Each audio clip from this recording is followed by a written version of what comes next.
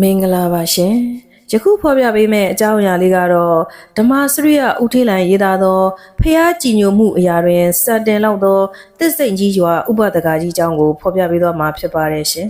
ဒီအကြောင်းအရာလေးကိုမပြောပြခင်မှာယခုလိုဘုဒ္ဓရဘွေအကြောင်းအရာလေးများကိုပုံမှန်တင်ဆက်ပေးသွားမှာဖြစ်တဲ့အတွက်ကျမတို့ရဲ့ငြိမ်းစရာ YouTube channel လေးကိုလည်း like and subscribe လေးလုပ်ပေးသွားကြပါဦးရှင်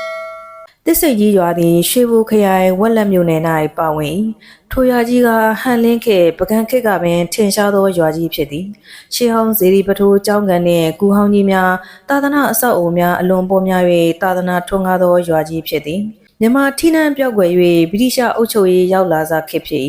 မြို့နှင့်ရွာကြီးများတွင်ကျွဲနွားစိတ်ဝတ်တို့ကိုတရားဝင်ချပေး၍အထင်ကရတက်ခွင့်ရသောတာသက်ယုံကြီးများဘုံဆိုင်ခေါ်ထရေအရက်ဆိုင်ကြီးများပါအင်္ဂလိပ်ရည်ကျင်းမှုနှင့်အတူပါလာလျာအေးစေးငြိမ်းချမ်းစွာနေလေးရှိသောဗုဒ္ဓဘာသာမြန်မာယဟန်ရှင်လူများမှာစိတ်မချမ်းမြေခဲ့ကြရပေကာလပြည့်ဝိပဿခေကြီးဟုယူဆကတက်ကြီးရွယ်ဦးများမိတို့လည်းမိတို့များမတက်တာကျုံမြေကနာယာရုကံမင်းဆိုးရာသာတို့နှင့်ကင်းကွာနိုင်သမျှကင်းကွာအောင်နေ၍ရတနာသုံးပါးကိုသာပို၍အားထားစည်းကပ်ခဲ့ကြသည်အဆိုပါတစ်စိန်ကြီးရွာမှာပစ္စည်းဥစ္စာကျွဲဝချမ်းသာသောဥပဒကာကြီးတဦးမှလည်းမိမိရှိပစ္စည်းလေယာကျွဲနွားတို့ကိုတာသမီများအားအပြည့်အပိုင်းခွဲချမ်းဝေဖန်ပေးက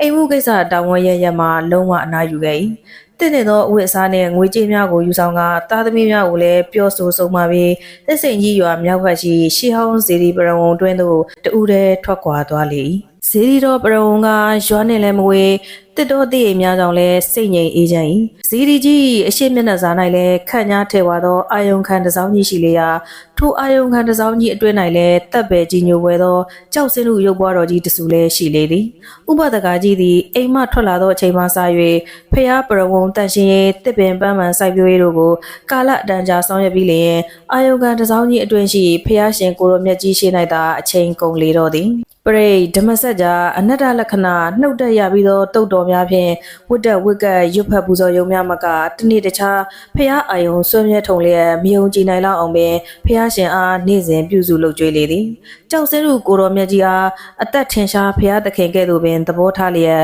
ဝတ်ကြီးဝတ်ငယ်များကိုနေညမအားမနာမနေဖြည့်ကျင့်လုပ်ကြွေးလေ၏ဥစွာရုပ်ပွားစိတ်တော်ကြီးသတင်း300ပလင်ထက်၌အဖို့တံပိုးဖဲဂရီပါတို့ဖြင့်မျက်နှာချက်ကြီးတစ်ခုချုပ်လုပ်ပူဇော်၏မျက်နှာချက်တွင်ရွှေညောင်ရွက်ငွေညောင်ရွက်များတကွန်လုံးများချိတ်ဆွဲထားသည်အပြောက်အမွန်ချူပန်းချူနွယ်အသွဲသွဲအဝဝတို့ဖြင့်ခန္ဓာကူရီကြောင့်ဖြင့်စိတ်ကြိုက်မွမ်းမံပူဇော်လိုက်သည်ထို့နောက်လှပခန့်ညာသောအဖို့တံစွန်းခွက်ရောက်လင်မန်းအရွယ်စားမျိုးမျိုးနှင့်ဇပွဲကင်းဇပွဲခုံတော်လက်တုပ်ပွားတော်မျက်နှာတုပ်ပွားတော်စသောအသုံးဆောင်များကိုဝယ်ယူပူဇော်ပြန်၏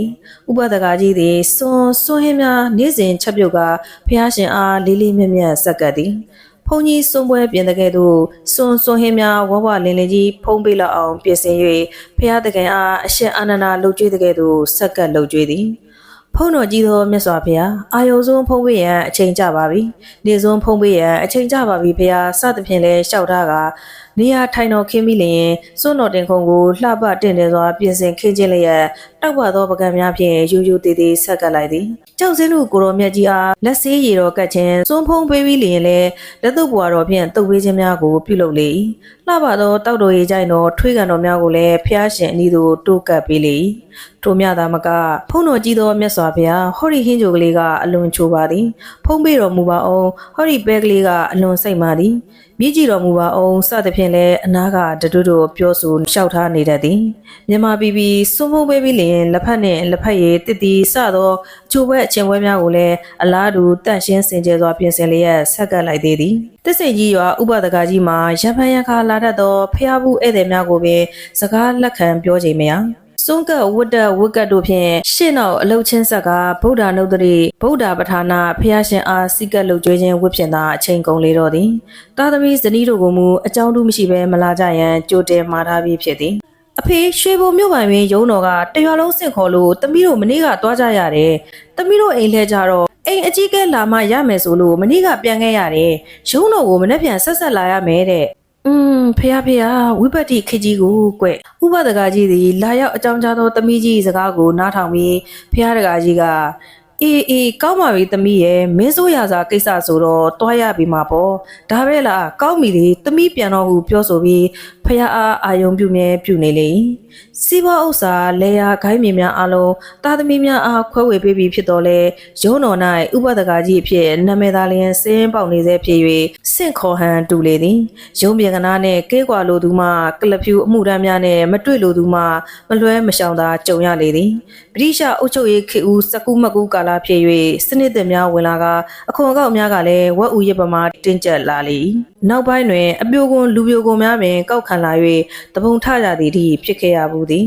ဥပဒကာကြီးသည်ထိုနေ့ညနေတွင်မြတ်စွာဘုရားရှင်အနီးသို့ယူသေးစွာလက်အုပ်ချီသွားလျက်ဖုံးတော်ကြီးသောမြတ်စွာဘုရားတပည့်တော်အားရွှေဘိုရုံးမင်းကစင့်ခေါ်လာပါသဖြင့်မနှက်ပြန်စွန့်တနက်လစ်လက်မီကိုတီးခံခွင့်လွှတ်တော်မူပါဘုရားဟူ၍ကြိုတင်ပြီးလျှောက်ထားခွင့်ပန်လိုက်သည်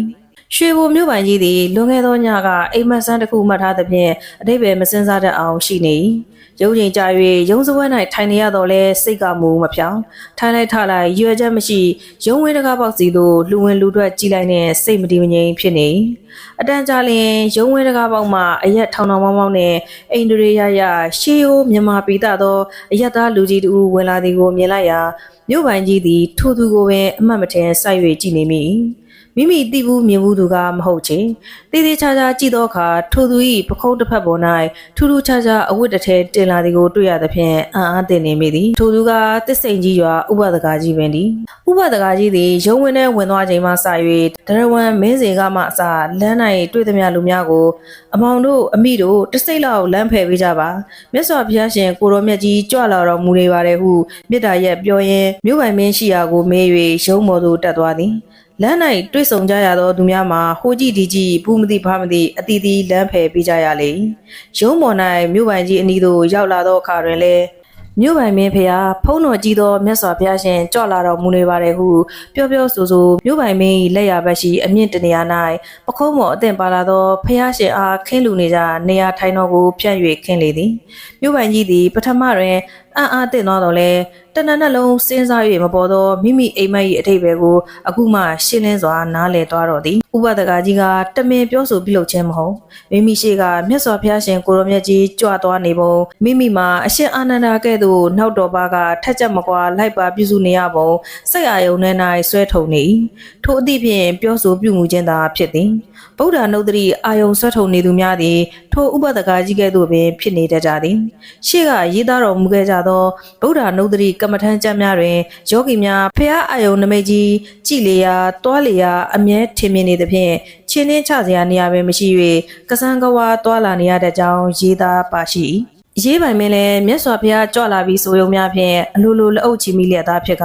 ဥပဒကာကြီးအားကလထိုင်အလို့တစ်ခု၌ထိုင်ရန်နေရာပေးလိုက်သည်နှုတ်ဆက်စကားပြောဆိုမေးမြန်းပြီးလျင်ဘာကြီးခမညာယခုဘာကြီးအဝတ်ခင်းတဲ့နေရာမှာမြတ်စွာဘုရားကြွလာသတင်းသုံးနေကြောင်းကျွန်တော်ညကပင်အိမ်မက်မြင်မှတ်ပါတယ်ဘလို့အထိပ္ပယ်ဆိုတာတမနဲ့လုံးစဉ်းစားလို့မရပါဘူးယခုဘာကြီးလာမှပဲရှင်းတော့တယ်ဘာကြီးကိုစစ်ဆေးမေးမြန်းစရာရှိလို့ခေါ်ထားတော့လဲကျွန်တော်ဘာမှမမေးလို့တော့ပါဘာကြီးကြွလို့ရချမ်းသာစွာကြွနိုင်ပါပြီမြို့ပိုင်ကြီးသည်သူ့စိတ်ထဲရှိသည့်တိုင်တောက်လျှောက်ပြောဆိုပြီးနောက်ဘာကြီးမပြန်ခင်တခုတော့မေးပြရစီယခုရုံးတော်ကစင့်ခေါ်တဲ့ကိစ္စမဟုတ်ပါဘူးမြို့ပိုင်မင်းသဘောတော်အတိုင်းမေးပါဖះကျွန်တော်မျိုးတိလင်လဲဖြေပါမယ်ဘာကြီးဟာအဖေတရားများကိုကြင်ကြံပွားများအားထုတ်နေပါသလဲခင်ဗျာ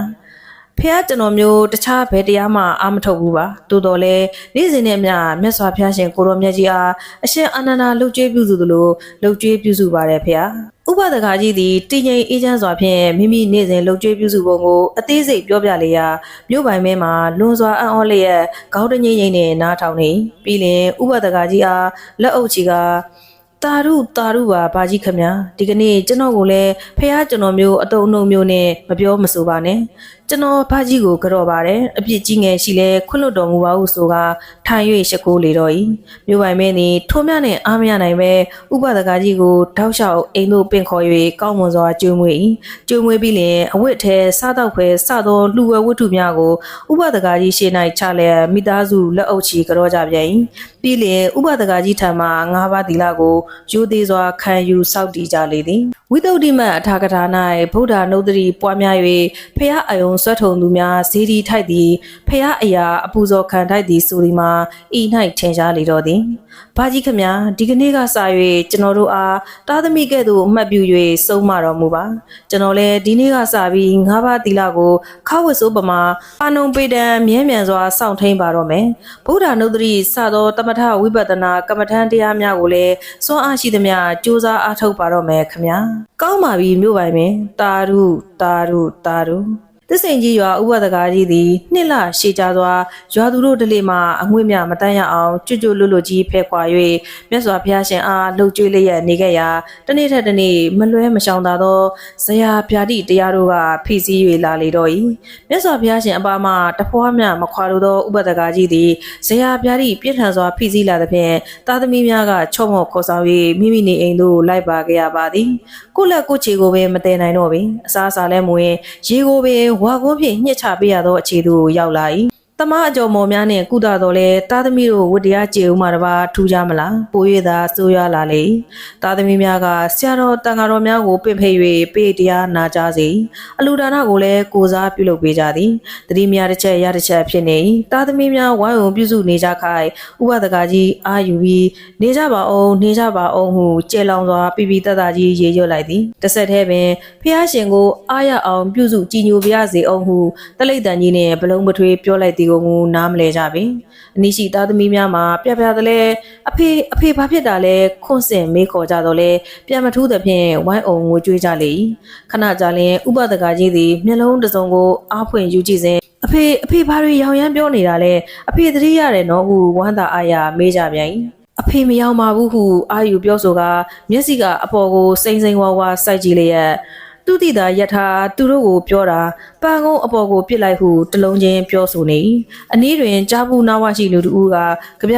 ပန်းကုန်းတစ်ခုပြုလုပ်ပြီးသားသမီးများလက်သို့ပေးအပ်ကအပေါ်သို့ပြစ်တင်လိုက်ရန်ပြောဆိုပြီး